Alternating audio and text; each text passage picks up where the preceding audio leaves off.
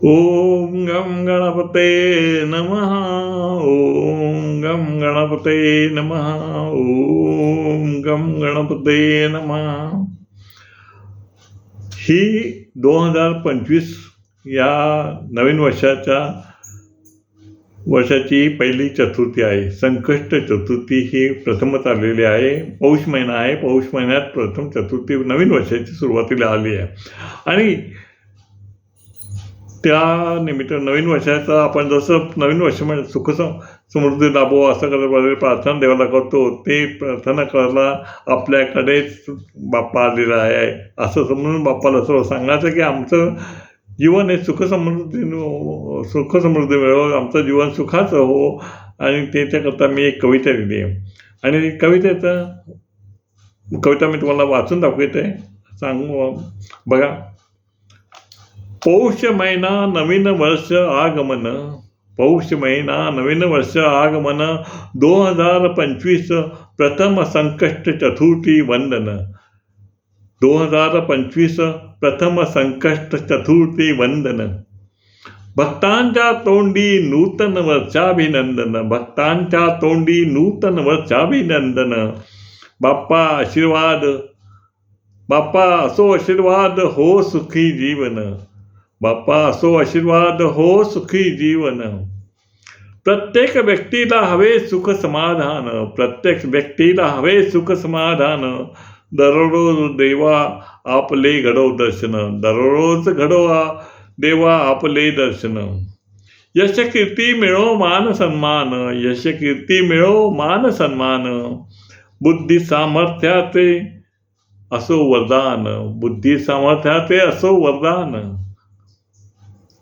आज चंद्रोदय 21:32 जाणून, आज चंद्रोदय 21:32 जाणून. मोदक लाडू नैवेद्य दाखवून, मोदक लाडू नैवेद्य दाखवून. उपवास देतो आम्ही सोडून, उपवास देतो आम्ही सोडून. प्रथम नाम मात्र दैवाचे, प्रथम नामस्मरण असे मुखात. संकटात येतो नेहमी धावून, संकटात येतो नेहमी धावून. संकटमुक्त होतो जातो आम्ही चक्रावून, संकटमुक्त होतो जातो आम्ही चक्रावून. तिळगुळ आठवण देतो मात्र मनापासून, तिळगुळ आठवण देतो तुला मनापासून. कृपावंत सदा सदैव देवा तुला वंदन हात जोडून, देवा तुला वंदन हात जोडून. संकट चतुर्थी वर्णन कवितेतून, संकट चतुर्थी वर्णन कवितेतून. नूतन वर्ष तुझे देवा अभिनंदन, नूतन वर्ष तुझे देवा अभिनंदन.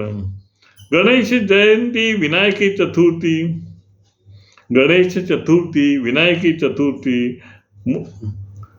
वरद चतुर्थी, मोदकावो पालखी, तिळकुंद चतुर्थी हे आहे मात्र 1 फेब्रुवारी. लक्षात ठेवा, ही चतुर्थी आहे ती पौषमधली संकट चतुर्थी आहे. आणि गणेश जयंती, विनायकी चतुर्थी, वरद चतुर्थी असं जे मोदगावला त्यांची पालखी असते ती चतुर्थी आहे, ती माघी चतुर्थी आहे आणि त्याला तिळकुंज चतुर्थी आहे. तेव्हाच तिळकुंज चतुर्थी आहे, हेही लक्षात ठेवा. पूजा आपण नेहमीप्रमाणे सारी करायची आहे, करतो दरवेळी. गणपतीचं पूजन हे सगळं सर्वत्र लहानपणापासून बघितलं आहे, बघत आलो आहे आणि त्यामुळे आपल्याला पूजा कशी करावी, काय करावी हे सांगण्याची मला वाटतं गरज नाही आहे. पण शक्यतो ज्यांना लहान वगैरे मुलं असं ज्यांना काय माहीत नसेल त्यांनी पूजा फक्त एक देवाचे फोटो आपल्यासमोर ठेवा, त्याला हार फुलं हार वगैरे घाला, हळद कुंकू अर्पण करा, हळद कुंकू लावा आणि त्या देवासमोर एक तांदूळ, थोडेसे मूठभर तांदूळ ठेवा, त्याच्यावरती एक सुपारी ठेवा. ती सुपारी म्हणजेच गणपतीचं पूजन करायचं, त्या गणपतीचं पूजन करायचं. त्याला दूध आणि पाण्याने स्नान करून, हळद कुंकू वाहून, चंदन वाहून त्याची पूजा करायची, त्याची प्राणप्रतिष्ठा करतो आहे आपण. आणि त्यासाठी आपण फुलं, हार, जास्वंद फूल वगैरे हे सगळं दुर्वा हे पण व्हायचं आहे.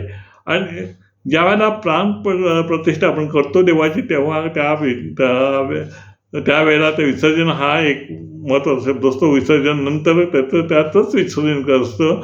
गणपतीचा फोटो तर बरं विसर्जन नाही तर हे आपल्या फक्त सुपारीचं विसर्जन करायचं असतं. आणि देवाला तांबूलम समर्पयामी म्हणतात. म्हणून मी नागवेलीची 2 पाने घेऊन त्याच्यावर नाणं ठेवून त्याच्यावर सुपारी ठेवा आणि हळद कुंकू आणि फुलं वाहा. हे विडा ठेवायचा असतो. हा विडा पण महत्त्वाचा असतो. कोणी पाटावर उंदीर मामा काढतात. तांदळाचा उंदीर मामा मला जमतो, मी काढतो आणि हा माझा आवडतो. आता प्रत्येकाने काढावा असं त्याचा काही आग्रह माझा नाही आहे. ज्याला आवड आहे त्यांनी देवाची पूजा मनापासून करावी. नमस्कार. ओम गम गणपते नमः.